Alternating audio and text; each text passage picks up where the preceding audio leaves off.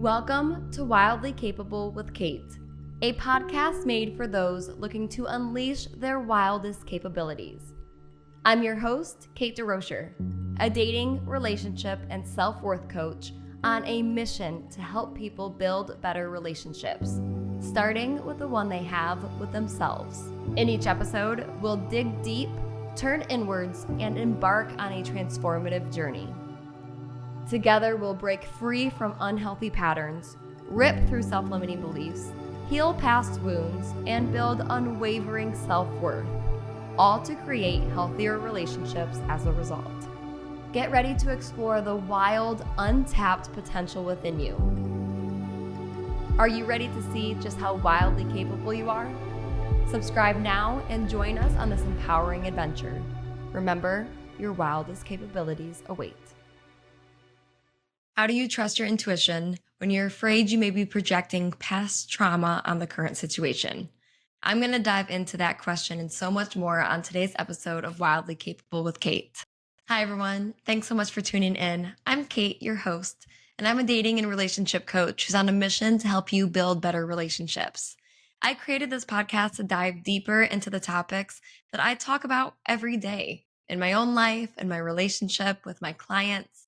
I want to be able to get information and wisdom and advice and tips out to you guys as much as humanly possible, so that way your relationships can become healthier, better, stronger, more fulfilling. And one of the things that I really had to work through and make sense of in my own life, and that I've seen so many women and men that I've worked with also have to figure out in their lives too, is discerning between trauma and intuition. Because oftentimes when we go through difficult life situations and we face traumas, when we get out of those situations, we tend to see everything through that lens.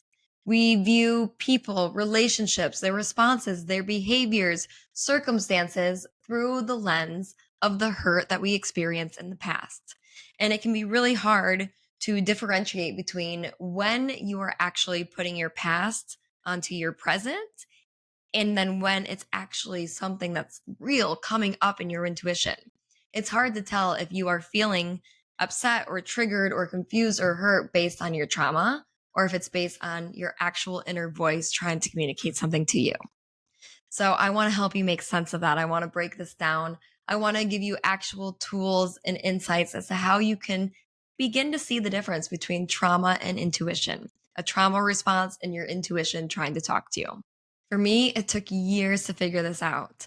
If you know my story, you know I went through a series of bad, toxic, abusive, unhealthy relationships in my 20s. And when I finally broke free from that cycle and started dating healthy men and being in really beautiful, healthy relationships, I would often find myself confused as to whether what I was feeling internally was from my inner voice, from my intuition, or if I was projecting the fears and the worries and the hurts from my past onto this new situation. So to give you an example, in the past, a really big wound for me was when men would give me the silent treatment. They wouldn't answer my phone calls, they wouldn't text me back, and they would do it purposely to punish me and to hurt me and to make me feel anxious and to overthink. It was intentional. So in my relationship with Bobby, when we first started dating, initially when I wouldn't hear back from him in the time span that I personally felt I was comfortable with, or like my triggers and fears could handle, I would start to project the behaviors of those past men onto him in this new situation.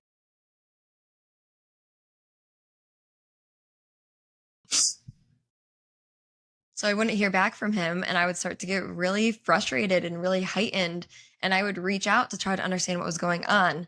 And 99% of the time, absolutely nothing was going on. He just was busy. He was at work. He was out with friends and just wasn't paying attention to his phone. He's a very present person, so he stays off of his phone when he's with people. And it took me a while to realize that I was actually putting my past traumas onto my new present reality. And it's really common to do that because your brain is doing its absolute best to take care of you. It's doing its best to protect you. So when one little thing feels off, your brain immediately jumps to all those past situations where the thing that you feared actually was true. They actually were ignoring you. They were doing something to hurt you. Your brain goes back to that because it's what it has seen and experienced in the past. It's what it's familiar with. And then it puts it onto your present reality in an attempt to protect you, in an attempt to get you out of the situation, to help you see the truth, to help you remove yourself from any relationship you're not meant to be in. Your brain is doing its job to protect you. It just doesn't need to do the same thing in this new situation that it did in the past. Who you are is different. The person you're dating is different. The situation is different. So it just doesn't call for the same prescription that your brain had to give to you in the past. So, how do you trust your intuition and not let your trauma take over? How do you not let past patterns and fears and narratives and stories get in your way of actually seeing the truth, of being able to discern between intuition and trauma? It all boils down to being able to tune into the difference and how you will feel when you are in a trauma response and when your intuition is speaking to you. There is an actual feeling you will be able to start to register and make sense of once you learn to do so. But before we get to that, I want to remind you all that I'm currently taking on new clients. I have space for 2 more going into the fall, and I would love to work with you. I would love to help you break your old patterns, to overcome your old wounds, to heal your limiting mindsets so you can find lasting love. I believe that we find beautiful, true, authentic, lasting love when we first turn inwards and learn how to heal ourselves. So that's the journey I will take you on. I will take you through my 3-step process to help you uncover anything going on within you to create more beautiful relationships as a result once you do. If you're interested in working with me, there are a few different coaching options that I have for you. I have full programs. There's 3 programs that I will walk you through and that you can choose from. I do breakthrough sessions, which is a 2-hour intensive call where we really get in there and accomplish as much as possible in those 2 hours. And then I also do ongoing coaching once you've graduated from one of my programs. So I'm here to support you through every stage of your relationships. Whether you are single, dating, divorced, married, I am here to help you build better relationships, and I would love to come alongside you as you do. If you're interested in working with me, head to my website, coachkatedurocher.com. Fill out my coaching application, and then I will reach out to set up a free discovery call. In that call, we will just get to know each other and see if we're a good fit to work together. So fill it out. It is just an easy first step on this beautiful, powerful journey. So don't wait. This is your sign to start today. Again, head to coachkatedurocher.com. I am so excited to meet you. Okay, so why do trauma and intuition so often so easily get confused? I know I'm not the only person who has struggled with this, and I have struggled with it. I had to really fight myself to figure out what the difference was, and then to be able to be so familiar with it that now I don't have to second guess myself anymore. But why do they get confused? Why do they feel so similar to where we can actually mix them up sometimes? Well, there's a lot of reasons. The first is that trauma can actually disrupt your intuition. Research shows that trauma can disrupt how we perceive and respond to situations. Studies on trauma survivors indicate that past trauma often leads to hypervigilance and creates difficulty distinguishing between real threats and perceived ones. This affects intuition and it makes it harder for us to trust our gut instincts. PTSD, the effects of trauma, affects about 6% of the US population at some point or another in their lives. And that impacts how people process information and react to stressors. Many people with PTSD struggle with hyperarousal and exaggerated responses to perceived threats, again, perceived, and that clouds intuition. On top of that, it puts us into our fight or flight brain. Trauma often activates the amygdala, the brain's emotional center, and it overrides the prefrontal cortex, which is the decision-making center. This leads to heightened emotional responses and difficulty processing situations logically, again, causing people to mistake fear for intuition. Studies also show that about 30 to 40% of trauma survivors experience heightened reactivity to perceived threats that often confuse intuition with trauma responses.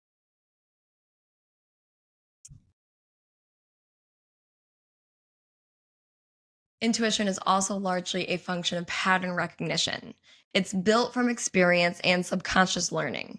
So, over time, based on the things we go through, our subconscious builds patterns. And that is how our intuition is formed. People make up to 95% of their decisions unconsciously through the intuitive process. However, for trauma survivors, those patterns are skewed by negative past experiences, which again can distort intuition. You guys, the brain stores memories of traumatic events in a way that causes survivors to associate new, unrelated experiences with past trauma. Again, this makes the intuitive process wonky and confusing, and it's really hard to make sense of because we react to new situations as if they were threats from our past.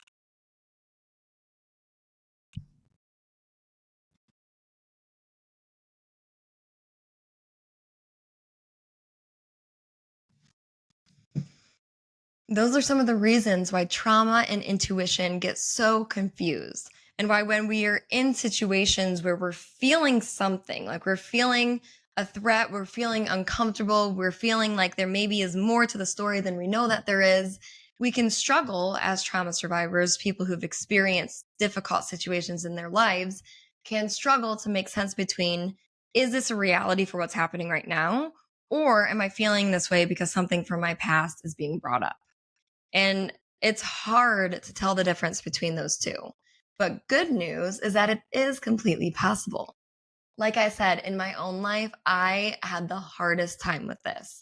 I would get really triggered and elevated and just have a big emotional reaction to something in my present day that really was so difficult because I was putting a past situation onto the present one. And I had a hard time telling the difference between what was actually happening now and what was coming up because of my past.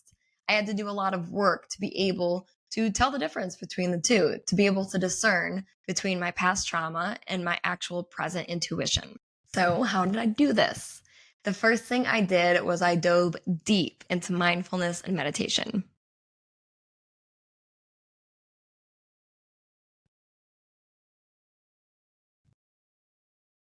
Mindfulness has been shown to reduce PTSD symptoms by 32%. And if you've listened to my past podcast episodes, you know that I was actually diagnosed with PTSD back in 2017. So I was roughly 22 years old. I went to my first therapist. She diagnosed me with PTSD. There was a lot going on inside of me, a lot of past traumas that I had never addressed that were really destroying not only my external relationships, but my internal relationship with myself too. And I had to heal that. I had to actually figure out how to heal that, namely on my own. So the first thing I did was I tried meditation and I learned the concept of mindfulness. And I don't even know how that was introduced to me because it's definitely not something that growing up in the Midwest in a family that doesn't address emotions ever looked into. But I must have seen it somewhere. Somebody recommended it to me. So I started just listening to, I believe it was either the Calm app or Headspace. Those are kind of like the best intro to meditation formats, was to listen to 10-minute guided meditations on those apps. So I started small. I started with 5 minutes, then 10 minutes. And then before I knew it, I was booking classes at a studio called Unplug in Santa Monica, California. And I was going to 45-minute classes that would feel like they were 2 minutes long. So I really connected with my own mind and I learned to release all of the fear based thoughts and the worries that were swimming around inside of me that were absolutely controlling the way I was responding and behaving in relationships. Mindfulness helped me reconnect with my intuition and learn to trust myself again because I could make sense of those crazy thoughts that were swimming around inside of me, those thoughts that were just constantly bombarding me. I could calm those down and I could get to the root of what my intuition was trying to tell me because I was finally able to remove all of that extra noise. Not to mention, mindfulness served as a pattern interrupt. So when I was in that really fear based way of thinking, that somebody was out to get me, my new relationships were going to turn out like my old relationships, when I was stuck on that negative feedback loop because my brain was trying to protect me due to past traumas, mindfulness was the thing that came in and interrupted that and said, you know what? You don't actually have to keep thinking this way. And it helped me have a new perspective and calm those thoughts down to redirect them to something healthier. So, mindfulness and meditation, give those a try if this is something you're struggling with. I've recently been listening to a ton of Dr. Joe Dispenza's meditations, and I love them. They're about 15, 20 minutes long. He has longer ones that you can purchase online too. I've just been using his free ones that are available on YouTube. And it's been an incredible tool for me to remove all of the chatter going on inside of me to actually get in touch with my inner knowing. Because our intuition, our inner knowing is always there. It's always available to us. It's just a matter of being able to tap into it. And that's part of the process of learning to differentiate between a trauma response and your intuition, is actually being able to tap deeply into that inner knowing and remove all of the fear-based thoughts and the worries and the stories you're telling yourself from the past to get to that point. Another amazing thing that I learned to do was to actually pause, slow down, and check in with my body. When you're faced with a decision or when you're trying to make sense of something, just take a moment, just literally pause, stop speaking, stop moving, stop processing, and just sit there and notice how your body feels. Notice how it's reacting and figure out where that feeling lies in your body. It's really important to be able to do this because trauma, what it will feel like, is very heightened, very overexcited, frantic, anxious. It's kind of all over the place. Your thoughts are going left and right and up and down. There's a lot going on. That's what trauma feels like. It feels frantic. It feels intense. It feels chaotic. But intuition, on the other hand, while it may be telling you the same things, maybe it's telling you something you don't necessarily want to hear, it will still feel calm. It will make you feel centered. You'll be overwhelmed with this deep inner knowing where you're not questioning things. You're not in your head freaking out and processing a million things. You just have this calm certainty and clarity that waves over you. That's intuition. So when you pause and check in with your body, if you can feel the emotions and you can tell they're kind of firing all over the place, it's rapid fire, that's trauma. If you check in and you feel just kind of centered and grounded and like you just know, you deeply know, that's your intuition. If it's coming from trauma, it will feel chaotic. If it's coming from intuition, it will feel calm. That's the biggest difference that I can explain to you guys. And that's why it's so important to be able to pause and reflect and just sit with yourself, understand the feelings that are coming up, and then ask where you're actually feeling them. Intuition will feel kind of like it's in your chest, just this like deep internal, like deep in your gut feeling. And trauma will feel really in your head because it's frantic, it's freaking out, it's losing its mind. Check in with what you're feeling and then where you're feeling it.